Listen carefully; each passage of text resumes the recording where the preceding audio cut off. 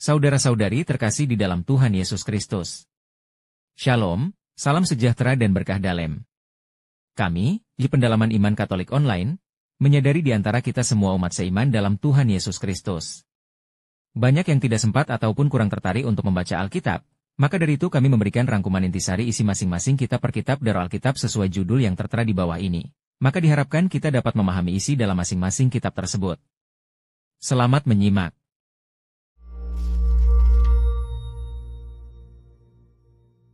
Alkitab adalah salah satu buku yang paling berpengaruh dalam sejarah manusia. Buku ini menggali pertanyaan penting, mengapa kita ada? Dan juga telah menginspirasi banyak orang untuk melakukan hal-hal yang luar biasa. Tetapi buku ini juga membingungkan bagi banyak orang. Dan kita mungkin juga punya Alkitab yang tergeletak di suatu tempat. Jadi, apa itu Alkitab sebenarnya? Alkitab sebenarnya merupakan perpustakaan kecil yang terdiri dari kitab-kitab yang berasal dari sejarah bangsa Israel kuno. Sejarah bangsa Israel sebenarnya sama seperti peradaban kuno lainnya.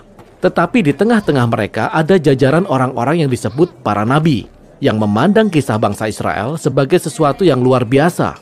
Mereka melihatnya sebagai inti dari segala sesuatu yang Allah kerjakan bagi seluruh umat manusia. Dan para nabi ini adalah orang-orang yang jenius dalam bidang literatur. Sungguh?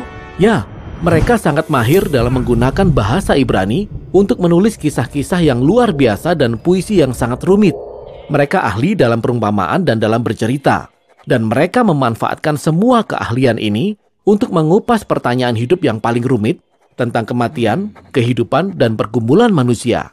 Jadi, buku ini ditulis oleh banyak penulis yang berbeda. Ya, dan tulisan-tulisan ini disusun selama lebih dari 1000 tahun. Dimulai dari asal-usul bangsa Israel di Mesir, kemudian berlanjut kepada kerajaan Israel dengan bait sucinya yang pertama. Tetapi akhirnya mereka ditaklukkan oleh orang-orang Babel yang membawa mereka ke dalam pembuangan. Kemudian pada saat yang menentukan dalam sejarah, banyak orang Israel kembali ke negeri mereka. Mereka membangun bait suci yang kedua, memperbarui identitas mereka, dan di saat itulah kitab suci Yahudi mulai disusun ke dalam bentuk seperti yang kita miliki sekarang. Oke, kitab suci Yahudi. Apa isinya? Nah, dalam bahasa Ibrani, kitab ini disebut dengan singkatan Tanakh, di mana huruf T merupakan singkatan dari Taurat, yang kadang disebut juga sebagai Hukum Taurat. Taurat merupakan 5 kitab tentang kisah berdirinya bangsa Israel. Huruf N merupakan singkatan dari Nevi'im, yang dalam bahasa Ibrani berarti para nabi. Bagian ini berisikan kitab-kitab sejarah yang menceritakan tentang kisah bangsa Israel dari sudut pandang para nabi. Kemudian, kita juga dapat melihat kitab-kitab puisi dari para nabi itu sendiri. Huruf K merupakan singkatan dari Ketuvim, yang dalam bahasa Ibrani berarti tulisan. Bagian ini merupakan kumpulan dari beragam kitab puisi, kitab hikmat, dan kisah-kisah lainnya. Dan orang-orang Yahudi percaya bahwa melalui semua tulisan ini, Allah berfirman kepada umatnya. Tetapi ada juga tulisan-tulisan Yahudi lainnya yang ditulis pada zaman bait suci yang kedua ini.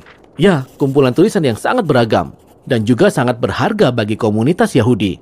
Di zaman dahulu, ada perdebatan tentang apakah kitab-kitab ini juga perlu menjadi bagian dari kitab suci mereka. Jadi, ada berbagai macam tulisan dalam kurun waktu yang panjang. Mengapa mereka menyatukan semua tulisan itu seperti ini?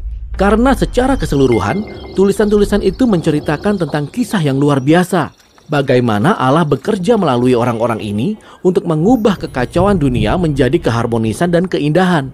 Dan semua kisah ini memberi pengharapan akan seorang pemimpin baru yang akan datang untuk memperbarui semua ciptaan. Namun ketika Tanakh berakhir, pemimpin ini belum juga datang. Jadi karya yang dibuat dengan sangat mahir ini belum tamat kisahnya? Benar sekali. Nah, beberapa abad kemudian, datanglah seorang nabi Yahudi yang bernama Yesus dari Nazaret. Ia menyatakan bahwa ialah yang akan melanjutkan kisah Tanakh. Ya, jadi Yesus melakukan hal-hal yang luar biasa, lalu ia dibunuh. Tetapi para pengikutnya menyatakan bahwa ia telah bangkit dari antara orang mati. Ya, mereka mengatakan bahwa Yesuslah pemimpin yang telah lama dinanti-nantikan untuk memperbarui dunia.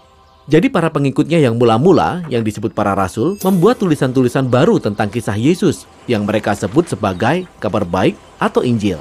Mereka juga menyusun tulisan yang disebut kisah para rasul, yang memuat tentang tersebarnya gerakan Yesus di luar Israel. Kemudian mereka mengirimkan surat-surat ke berbagai jemaat Yesus di seluruh dunia pada zaman itu. Dan mereka melihat tulisan-tulisan ini sebagai bagian dari kitab suci? Ya, Para rasul membuat semua tulisan-tulisan ini sebagai penggenapan dari kisah Tanakh yang luar biasa. Dan mereka melanjutkan tradisi Yahudi yang jenius dalam bidang literatur. Mereka juga percaya bahwa Allah berfirman kepada umatnya melalui tulisan-tulisan ini di samping kitab suci bangsa Israel. Demikianlah perjanjian lama dan perjanjian baru. Tetapi apa yang dipikirkan oleh orang Kristen yang mula-mula tentang literatur lainnya dari zaman Bait Suci kedua? Nah, tiap kelompok memiliki pandangan yang berbeda tentang kitab-kitab ini. Tetapi kita tahu bahwa mereka juga membaca dan menghargai tulisan-tulisan ini, karena mereka juga melestarikannya bersama dengan kitab suci Yahudi. Oke, jadi kita punya Tanakh, kitab suci Yahudi, kita juga punya tulisan-tulisan lain dari zaman Bait Suci kedua, dan juga tulisan para rasul tentang Yesus. Wah, ini semua tulisan-tulisan yang sangat banyak. Jadi apa saja yang termasuk dalam Alkitab kita? Selama 2000 tahun, gerakan Kristen telah mengumpulkan berbagai tulisan. Dan sejak awal, semua orang Kristen telah mengakui Tanakh dan Perjanjian Baru sebagai kitab suci mereka. Dan selama berabad-abad, banyak tulisan lainnya dari zaman Bait Suci kedua juga dianggap sebagai bagian dari tradisi Alkitab. Gereja Katolik akhirnya mengesahkan dan menyebut kitab-kitab ini sebagai kitab Deuterokanonika. Beberapa gereja Ortodoks bahkan menggunakan lebih banyak lagi kitab-kitab dari zaman Bait Suci kedua ini. Kemudian, pada saat reformasi di sekitar tahun 1500-an, orang-orang Kristen Protestan ingin kembali kepada tulisan-tulisan pertama dari para nabi dan rasul, sehingga mereka hanya bisa menerima Perjanjian Lama dan Perjanjian Baru. Oke, aku mengerti sekarang. Tetapi, bagaimana mungkin sekumpulan kitab yang disusun selama lebih dari 1000 tahun oleh berbagai penulis yang berbeda-beda dapat menceritakan satu kesatuan kisah? Ya, inilah pertanyaan yang akan kita bahas dalam video berikutnya.